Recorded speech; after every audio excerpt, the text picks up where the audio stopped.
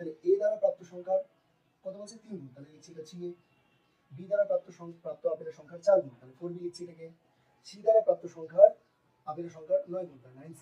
তাহলে আমাকে A B R C এর মধ্যে অনুপাতটাকে বের করতে হবে। তাহলে কি করবো এটাকে, এটা 3 এটা 4 এটা 9, তাহলে 3 4 আর 9 লসাগু দিয়ে সবগুলোকে ভাগ করতে হবে। তাহলে লিখছি 36 দিয়ে ভাগ, 3 4 আর 9 লসাগু 36, তাই 36 দিয়ে ভাগ করছি। 36 9 4 এ 36, 4 9 36, 3 12 তে 36। তাহলে a is to b is to c সমান কত, 12 is to 9 is to 4।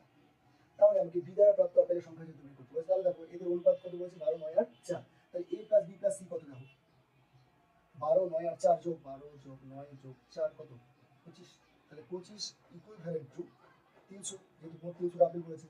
এখানে এটা কত 9, তাহলে 9 ইকুইভ্যালেন্ট টু দেখো 300 ভাগ 25 গুণ 9, 25 12 তে 300